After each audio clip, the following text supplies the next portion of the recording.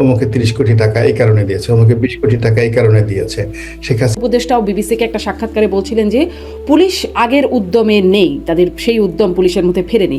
আপনি একটু বলছিলেন যে বিএনপিরও কিছু হারুনের মতো কর্মকর্তারা তারা এই মুহূর্তে দেশে ফিরেছে বা এই পরিবর্তনের পরে দেশে ফিরেছে, কমান্ডিংয়ে গেছে। ছাত্র উপদেষ্টাদের মধ্যে বিশেষ করে নাহিদ এবং আসিফ মাহমুদ, তাদের কাছ থেকে শোনা যাচ্ছে যে বিএনপি বিভিন্ন জায়গায় পুলিশের আইজি থেকে শুরু করে প্রশাসনের উঁচু থেকে নিচু পর্যায়ে বিভিন্ন জায়গায় চাপ দিয়ে লোক ঢুকিয়েছে, তদবির করে বা চাপ প্রয়োগ করে তাদের লোক ঢুকিয়েছে। এই বাস্তবতা বা এই বিষয়টা আসলে বাস্তবতাকে সেটা কি আপনি বলতে পারেন, জানেন? আমি জানি, বাট এটা খুবই অন্যায় হয়েছে। আমি প্রথম দিন থেকে এটা বিরোধিতা করেছি। পুলিশে এবং সিভিল সার্ভিসে যে সমস্ত দলীয় লোকজন ঢুকেছে, জামাতের লোক, তারপরে বিএনপির লোক, আমি প্রথম থেকে আমার অবস্থান থেকে আগস্ট মাসের সেই 7-8 তারিখ থেকে আমি কিন্তু বিরোধিতা করেছি। এবং বিরোধিতা করেছি যে এই কর্মকাণ্ডের ফলে সবার আগে বিএনপি জামাত বিপদে পড়বে, এবং এখন তারা বিপদে পড়ে গেছে। যে নির্বাচনটা শতভাগ হওয়ার কথা, একেবারে 100% নির্বাচন দিয়ে ডক্টর মোহাম্মদ ইউনূস চলে যাবেন। এখন আবার আর একটা 111-এর কথা হচ্ছে, আর একটা 211-এর কথা হচ্ছে। নির্বাচন হবে কি হবে না, এই যে অনিশ্চয়তা, এই অনিশ্চয়তাটা তৈরি করেছে এই আমলারা, যারা বিএনপি বা জামাতের প্ল্যাটফর্ম ব্যবহার করে তারা জায়গা মতো পৌঁছে গেছে। জায়গা মতো পৌঁছে গিয়ে তারা কিন্তু বিএনপি এবং জামাতে কোনো সার্ভিস দিচ্ছে না। যেমন দেখা গেল যে একটা এলাকাতে বিএনপির দুষ্ট লোকেরা চাঁদাবাজি করছে। এখন বিএনপির প্ল্যাটফর্ম ব্যবহার করে যাকে ডিআইজি বানানো হয়েছে, তো তিনি যদি বিএনপির প্রতি কমিটমেন্ট থাকতেন, তার যদি ওনারশিপ থাকতো, তো তিনি তো সেই ছাত্রদল নামধারী, যুবদল নামধারী তাদের উপর যদি অ্যাকশনে তিনি যেতেন। ধরুন আমি ছাত্রলীগ যদি করতাম, ছাত্রলীগ করার পরে আমি যদি একটা পদবিতে আসতাম, তো ছাত্রলীগের কোনো নেতা বাংলাদেশের যেখানে হোক না কেন তাকে ঠান্ডা করতে আমাকে পুলিশের আইজি বানানো হলে আমি তো 1 ঘন্টার সময় নিতাম। আমার সামনে তো ছাত্রলীগের কোনো ছেলে কথা বলতে পারতো না। যদি ছাত্রদল কোনো পুলিশ কর্মকর্তা করে থাকে, ছাত্রদল, তার চোখের সামনে ছাত্রদলের ছেলেরা বদমাইশি করে কি করে? সে তো আগে দলকে ভালোবাসবে, যে এই দলের জন্য সে। আমাদের দেশের বাস্তবতাটা কি তাই? যখন আওয়ামী লীগ ক্ষমতায় থাকে তখন ছাত্রলীগ পুলিশের সাথে গিয়ে তারা নানান রকম অপকর্ম বা অন্যায় করে। যখন এর আগে যখন বিএনপি ক্ষমতায় ছিল তখন হলে হলে নানান রকম বিএনপির কর্মকাণ্ড বা ছাত্র দলের কর্মকাণ্ড দেখতে এবং পুলিশ সেখানে নিশ্চুপ ভূমিকা পালন করতো, বা শিবির সে সময় সক্রিয় থাকতে পারতো, নানান অপকর্ম করতে পারতো। এটাই তো আমাদের ট্রেন্ড, তাই না? না, এটা ট্রেন্ড, এবং এই ট্রেন্ডের তো বিশাল একটা পরিণতি আমরা দেখলাম, নিকৃষ্ট একটা পরিণতি দেখলাম সবাইকে পালানোর জন্য। এখন যখন 2001 থেকে 2006 সন পর্যন্ত এই কর্মকাণ্ডগুলো হয়েছে, তার ফলে তো বিএনপির পতন হয়েছে। বিএনপির পতন তো এমনি হয়নি। আবার আওয়ামী লীগের পতন হলো কেন? 2009 সন থেকে 2024 সন পর্যন্ত সুদীর্ঘ সময় ধরে পুলিশ বলেন, সিভিল সার্ভিস বলেন, তারা এই দলীয় পান্ডাদের কুকর্মের সাথে তারা একত্র হয়ে গেছে। তারা একসাথে তাস খেলেছে, পাশা খেলেছে, ক্যাসিনো খেলেছে, জুয়ার টাকা ভাগাভাগি করেছে, চাঁদার টাকা ভাগাভাগি করেছে, এবং আলাদা আলাদা সমস্ত কাজকর্ম করেছে। এমনকি পলিটিক্যাল যারা লিডার, মন্ত্রী এমপিদের সঙ্গে একসাথে বসে তারা ড্রিঙ্কস করেছে, গভীর রাত পর্যন্ত তারা টাকা ভাগাভাগি করেছে। এই যে সাবেক স্বরাষ্ট্রমন্ত্রী সম্পর্কে যে সকল কথাবার্তা শোনা যায়, এটা তো বাস্তব। তাহলে যে কারণে এতগুলো একটা ডিজাস্টার হয়ে গেল, পলিটিক্যাল ডিজাস্টার হলো, তো সেখান থেকে এখন নতুন যারা আসছে তারা শিক্ষা গ্রহণ করবেন এবং তারা ভালোভাবে চলবেন এবং দলকে তারা উপকার করবেন। কিন্তু তা না করে তারা যদি সেই আগের আওয়ামী লীগের মতো, আগের ছাত্রলীগের মতো করে, তাহলে কি হচ্ছে? আপনি দেখুন, একজন মানুষ 3 বেলা খাবার খায়, তো তার সামনে যখন প্রচণ্ড অনেকগুলো খাবার দেওয়া হয়, তো সেখানে কিন্তু অপচয় কম হয়। তো ছাত্রলীগ যুবলীগ যে অপকর্মগুলো করতে এমন অবস্থা, দে আর ফুলফিল্ড। তাদের ডিমান্ড তখন শেষের দিকে খুব কম এসে গেছিল, তারা অনেক উদার হয়ে গেছিল, তাদের শরীরে মেয়ে চর্বি জন্ম নিয়েছিল। আর এখন যারা আছে এরা সবাই বুভুক্ষ, দীর্ঘদিন যাবৎ ক্ষুধার্ত, সারা শরীরে অস্থি মজ্জা সব এক হয়ে গেছে। তো যখন এই যে জনগণের সহায় সম্পত্তি, এই জিনিসগুলো তারা যখন চোখের সামনে পাচ্ছে, সব পাগল হয়ে গেছে। যেখানে মুখ দিয়ে খাবার ঢুকানো দরকার, তারা রাগের সাথে কান দিয়ে খাবার ঢুকাচ্ছে, নাক দিয়ে খাবার ঢুকাচ্ছে। ফলে কি হচ্ছে? পুরো জিনিস তছনছ, নিজেরা তছনছ হচ্ছে, দেশ জাতির সব তছনছ হচ্ছে, এবং এই সুযোগগুলো কিন্তু এই আমলারা এখান থেকে নিয়ে নিচ্ছে। তার মানে আসলে শেষ পর্যন্ত আমি এই প্রশ্নটা শেষের দিকে কোথাও এক জায়গায় করতেই চাচ্ছিলাম যে পরিবর্তনটা কোথায় হলো, এত বড় বিপ্লব গণ অভ্যুত্থান করার পরে পরিবর্তনটা কি হলো। আমি আসি সেই প্রশ্নটা, অনেকগুলো প্রশ্নের পরে নিশ্চয়ই সেই প্রশ্নটা আরও যৌক্তিক হবে। মানে শুধু আপনি রাজনৈতিক দলের কথা বলছিলেন, আমরা যদি ছাত্রদের দিকে তাকাই, তারা এখন দল গঠন করার কথা বলছে এবং তারা তাদের কার্যালয় নিচ্ছে, নানান আয়োজন করছে, বিভিন্ন জায়গায় সভা সমাবেশ বিভিন্ন আয়োজন করছেন, বেশ ধুমধাম করে সেগুলো পালনও করা হচ্ছে। এই যে অর্থ, সেগুলো তারা কোথায় পাচ্ছে, এরকম একটা প্রশ্ন আমি মাসুদ হান্নান, সমন্বয়ক এবং আলোচিত এবং পপুলার মুখ, তাকে জিজ্ঞাসা করছিলাম যে এই যে রূপায়ণ টাওয়ারে আপনাদের অফিস, এটার ভাড়া আসলে কে দেয়। তিনি আসলে আমাকে এটার স্পষ্ট কোনো উত্তর দেননি। তিনি বলছেন এগুলো কোনো দলই প্রকাশ করে না। আপনার কাছে দুটো প্রশ্ন, এক, আপনি আওয়ামী লীগও করেছেন, বিএনপিও করছেন, দলগুলো কি আসলে প্রকাশ করে না যে তারা যে কার্যকলাপগুলো করছে তাদের অর্থের উৎসটা কি, এটা কি দলগুলো প্রকাশ করে না? এটা একটু শুনি, তারপরে আসলে শুনবো যে এই যে কর্মকাণ্ডগুলো যেগুলো নিয়ে আলোচনা হচ্ছে, যে টাকার উৎস কি, এগুলোও কি আসলে যে জুলাই চেতনার সাথে মানে যেটি নিয়ে বারবার জুলাই চেতনা করে বলা হয় তার সাথে যায় নাকি সাংঘর্ষিক? দুটো প্রশ্ন।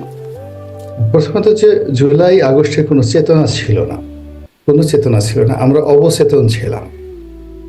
এখানে বাস্তবতাটা হলো যে আমরা শেখ হাসিনার পতন চেয়েছি আগস্ট মাসের একেবারে প্রথম সপ্তাহ থেকে, আর জুলাই পর্যন্ত আমরা কোটা চেয়েছি এবং আগস্ট মাসের প্রথম সপ্তাহে আমরা চেয়েছি যে এই কোটা বিরোধী আন্দোলন যারা করছেন তাদের উপর যে জুলুম এবং অত্যাচার হচ্ছে এটার বিচার চাইছি, এবং সেই বিচারের জায়গায় যখন অবিচার হয়েছে তখন আমরা শেখ হাসিনার পতন চেয়েছি মনে মনে, আর আল্লাহর কাছে দোয়া করেছি যে আল্লাহ, আমরা তো পারতেছি না, আমাদের কোনো শক্তি নাই, সামর্থ্য নাই, তুমি তাদেরকে, আল্লাহ তুমি শেখ হাসিনাকে উঠাই নিয়ে যাও, ভেস্তে নিয়ে যাও, আমাদেরকে রক্ষা করো।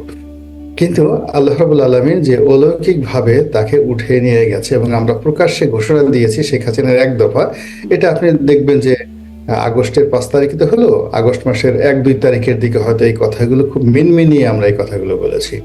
এখন ছাত্রদের কথা বলেন আর অন্য যাদের কথাই বলেন, এরা সবাই সন্ত্রস্ত ছিল। আপনি চিন্তা করুন, হারুন সবাইকে ধরে নিয়ে গেছে, ধরে নেওয়ার পরে ওখানে যারাই গেছেন তারা সবাই কিন্তু তার কাছে আত্মসমর্পণ করেছেন, স্বেচ্ছায় তারা বক্তৃতা দিয়েছেন, বিবৃতি দিয়েছেন, তাদের আত্মীয় স্বজন সবাই বলেছেন যে না, তারা ওখানে খুব রাজার হালে ভালো আছেন, কোনো সমস্যা নেই।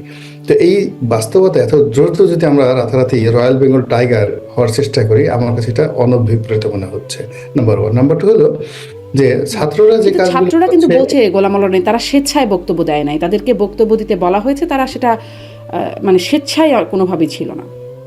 এটা ও তো স্বেচ্ছায় তারা বক্তব্য দেয়নি, তাদেরকে যাকে বলা হয় সামান্য ট্রিটমেন্ট দেওয়া হয়েছে, ভয় দেখানো হয়েছে, পিটনি দেওয়া হয়েছে, অনেকের শরীরে দেখবেন যে আঘাতের চিহ্ন রয়েছে। কিন্তু এই বাংলাদেশে ধরেন তারেক রহমান সাহেব, এখন তারেক রহমান সাহেবকে তো 111-এর সময় ধরে ফ্যানের সঙ্গে টানিয়ে বেদম প্রহার করে মেরুদণ্ড ভেঙে দেওয়া হয়েছে। তারপরে ওই বড় বড় জামাতের নেতা, বিএনপির নেতা সবাইকে তো গুম করে মেরে ফেলা হয়েছে, কিন্তু রাজনীতি থেকে তো তারা কখনোই এইভাবে স্বেচ্ছায় কোনো বক্তব্য দিয়েছেন বলে জানা নাই। যারা দিয়েছেন তারা রাজনীতি থেকে অ্যাবান্ডেন্ট হয়ে গেছে। তো সেক্ষেত্রে প্রচলিত রাজনীতির যে গোলাম মাওলানা নেই, তাহলে যে বলা হয় যে তারেক রহমান, এবং একটা নথিও দেখানো হয়, সেটিও মানে পত্রিকাগুলোতে দেখেছি, তারেক রহমান ওই ঘটনার পরে মুচলেকা দিয়ে দেশ ছেড়েছেন যে তিনি আর কখনো রাজনীতি করবেন না। এই বিষয়গুলো কি সত্য নয়?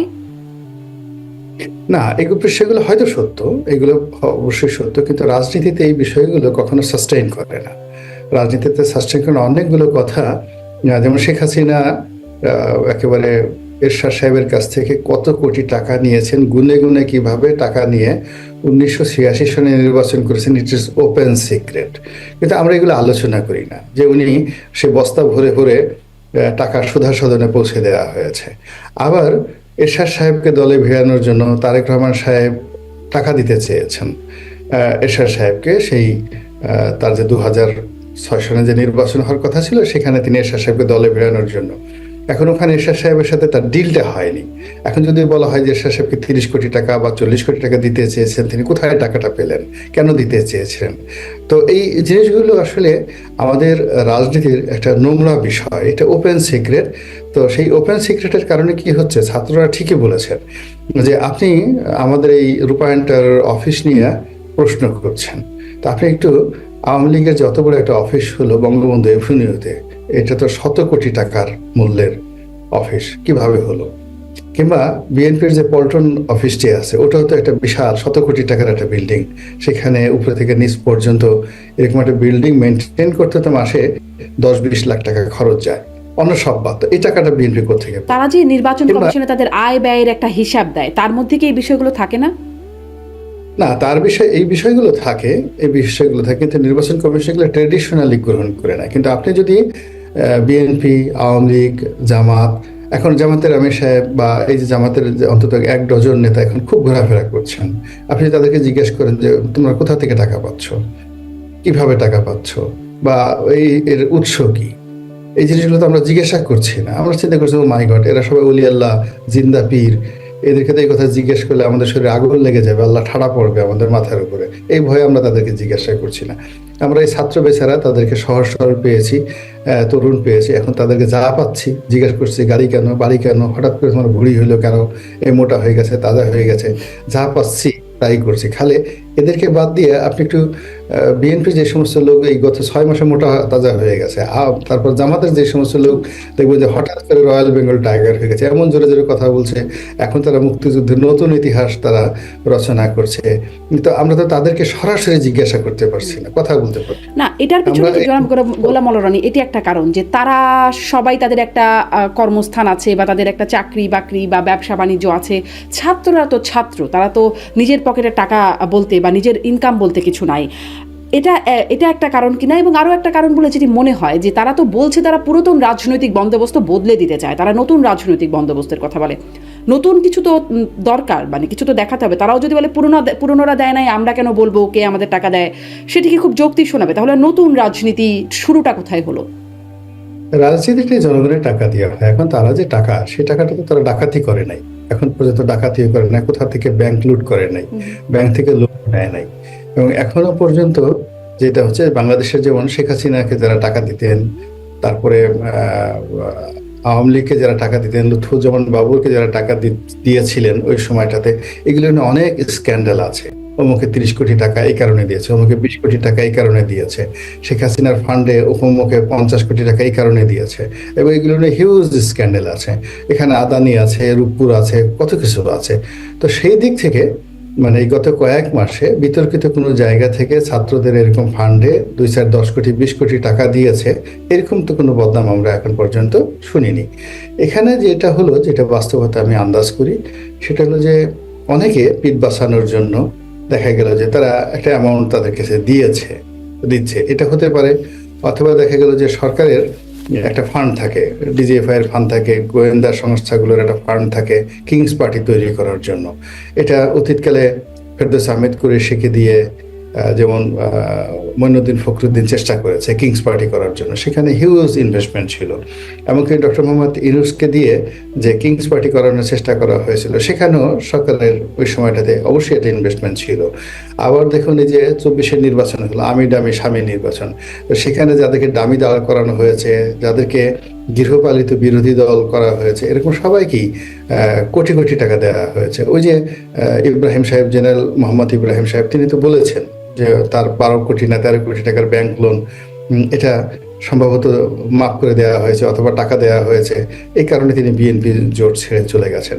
আবার আপনি দেখবেন যে রাজপথের সামনে চাল নাই, চুলু নাই, অন্ততপক্ষে 10 থেকে 20 জন লোক, তারা ওই 50-60 জন লোক ভাড়া করে প্রেস ক্লাবের সামনে ইচ্ছা মতো মানে মানুষের টাকা নিয়ে, ধরেন আমার টাকা নিয়ে আমি বললাম যে ঠিক আছে তুমি আমাকে গালাগালি করো, তো এই আমাকে গালাগালি করলো। আবার আমি টাকা দিয়ে বললাম যে শারমিনকে গালাগালি করো, তো তারা আবার 1 ঘন্টা শারমিনকে গালাগালি করলো। তো এরকম বাংলাদেশে গালাগালি পার্টি আছে 50 থেকে 60 জন। এরা মূলত বিভিন্ন গোয়েন্দা সংস্থার টাকা বা রাজনৈতিক দলগুলো টাকা দিয়ে চলে। তারা অনেক সময় বিএনপি টাকা নিয়ে জামাতকে গালি দেয়, জামাতের টাকা নিয়ে বিএনপি গালি দেয়। এদের কোনো নৈতিক চরিত্র নাই। এরা যখন যে পাত্রে যায় সেই পাত্রে তারা এই কাজগুলো করে। এবং কি ছাত্ররা এটা স্পষ্ট করছে না যে তাদের টাকার উৎসটা কি বা কোথা থেকে তারা এই কার্যালয় পাচ্ছে, আয়োজন করার টাকাটা আসছে? মানে প্রথমত ছাত্রদের এই বিষয় নিয়ে আমি এখন প্রশ্ন করতেই বা আলোচনা করতেই রাজি না। বিকজ আপনার চারিদিকে যেখানে জীবাণু, চারিদিকে যেখানে অন্ধকার, চারিদিকে